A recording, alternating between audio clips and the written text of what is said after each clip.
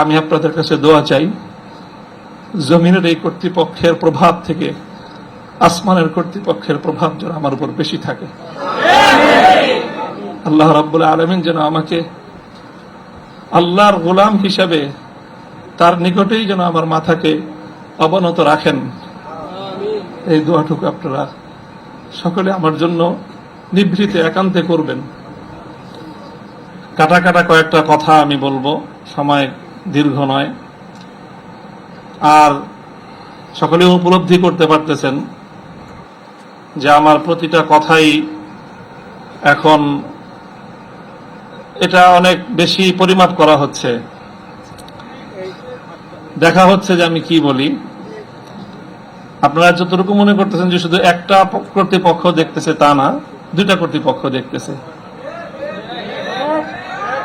এবং একটা কর্তৃপক্ষ আর একটা কর্তৃপক্ষ থেকে অনেক বেশি প্রবল। একটা জমিনের কর্তৃপক্ষ আর একটা আসমানের কর্তৃপক্ষ।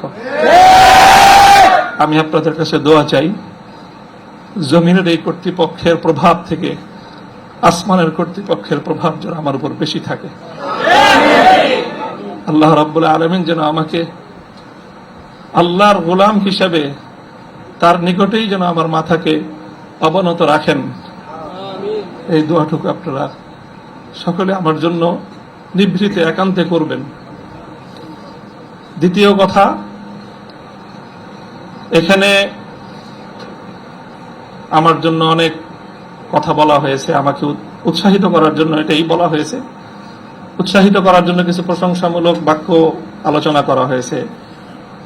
শাইখুল হাদিস আল্লামা আজিজুল হক রহমতুল্লাহ আলাইহির শানে আমরা এই কথাগুলো বলতাম। সময়ের এতটা অল্প ব্যবধানেই সেই কথাগুলো যে আমার সন্তানেরা যারা বলেছে, আমি সন্তানই বলবো। ছাত্ররা তোমাদের কাছে মুফতি সাঈদ হয়তো অনেক বড় শিক্ষক হতে পারে, আমার কাছে ওই সাঈদই।